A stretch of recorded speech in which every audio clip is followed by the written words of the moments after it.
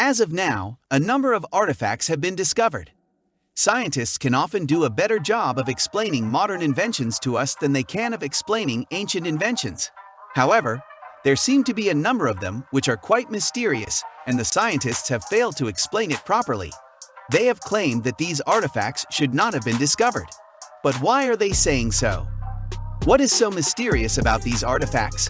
Are they a thing of serious concern? Continue watching the video till the end to know more. Hey everyone, and welcome back to yet another video from our channel. We hope you guys are doing extremely well. In this video, we will be talking about the mysterious artifacts that should not have been discovered. We will be diving deep into every aspect of this news, so if you are new to this channel, then make sure to hit the subscribe button. Now, without any further ado, let's hop right into the video. The London Hammer. In June 1936 or 1934, according to some accounts, Max Hahn and his wife Emma were on a walk when they noticed a rock with wood protruding from its core. They decided to take the oddity home and later cracked it open with a hammer and a chisel.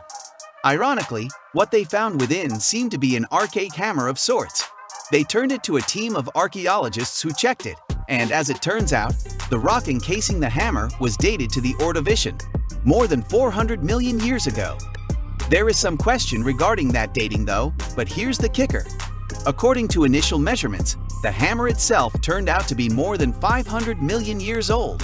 Apparently, it's so old that a section of the handle has begun the transformation to coal.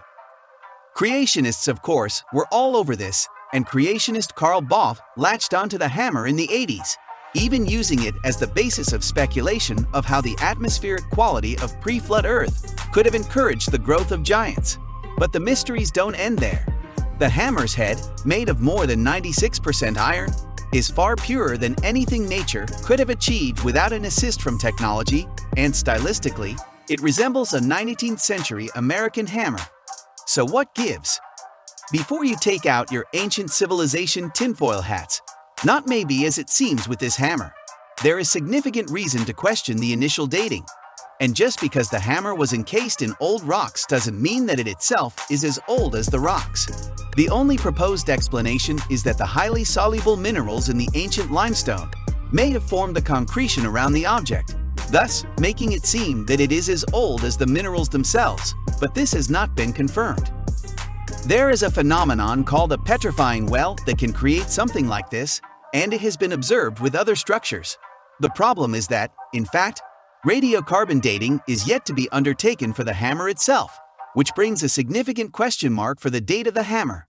The hammer is now an exhibit in the so-called Creation Evidence Museum, which is also kind of unfortunate because curators don't allow any additional scientific tests on the London hammer, so we're stuck with incomplete information. Ultimately, without further tests, we won't get to the bottom of this mysterious hammer. The Antikythera mechanism. The level of craftsmanship of the ancient computer, now housed at the National Archaeological Museum in Athens, is simply mind-boggling when you factor in its age. The Antikythera mechanism has been labeled the first mechanical computer. Found in a shipwreck off the Greek island of Antikythera, buried under 45 meters of water, it was designed to calculate astronomical positions, consisting of a box with dials on the outside and a very complex assembly of gear wheels mounted within. It's about as complex as an 18th century top-notch clock, although it's 2,100 years old. The level of sophistication utilized by the device has forced scientists to accept that their perceptions of ancient Greek engineering may be faulty. Nothing similar to this exists or is mentioned in any known writings from the period of its creation. Based on the knowledge we do have, this mechanism shouldn't even exist.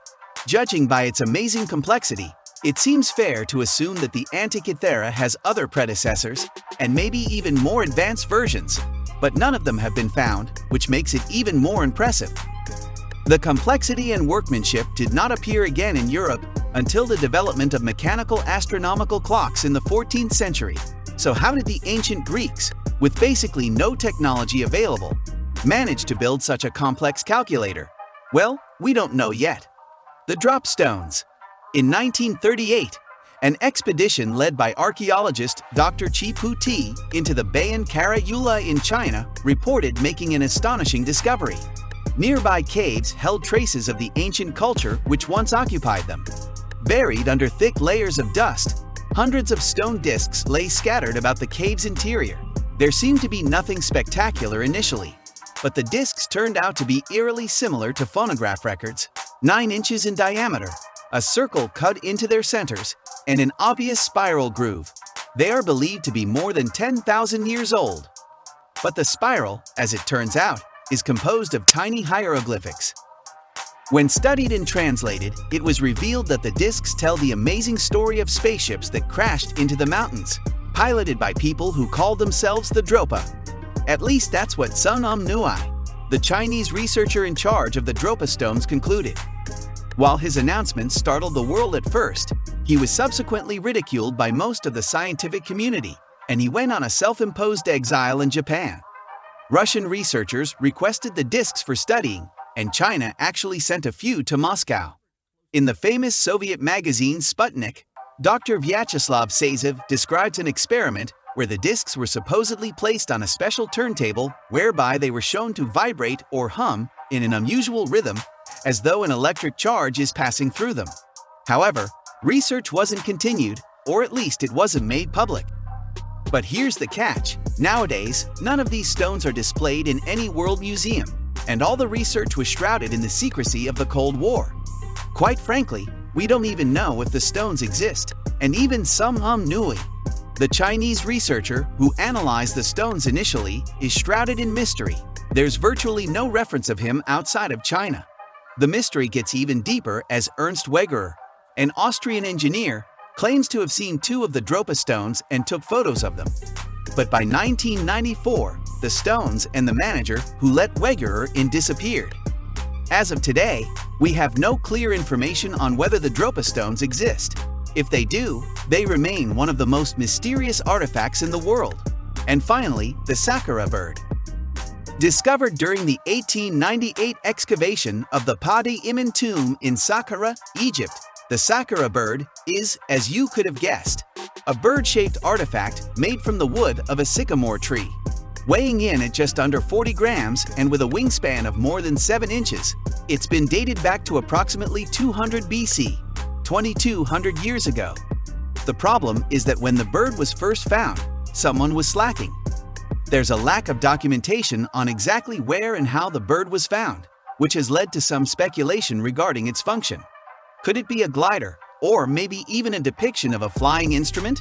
In fact, several researchers suspect that the ancient Egyptians were well aware of the principles of aviation, but it's not clear how this translated to the artifact itself. With its vertical tail, resembling that of an airplane or glider, it resembles no known bird. Egyptian physician, archaeologist, parapsychologist, and dowser Khalil Messiha has speculated that the ancient Egyptians developed the first aircraft, but there's not much evidence to back this up. So what was its purpose? Was it simply the toy of an affluent Egyptian child? Did it serve some kind of ceremonial purpose? Was it an indication of aviation knowledge? For now, we don't really know. And that's all for today. Did we miss out on anything? Do you have any other artifacts worth adding on to our list? Did you enjoy watching the video? Let us know your thoughts in the comments section down below. Well, that brings us to the end of this video. We hope you have enjoyed watching the video. Please like the video if you have not already and make sure to hit the subscribe button. Don't forget to press the bell icon to never miss another update from our channel. With that being said, let's meet in another one of these videos. Until then, see ya!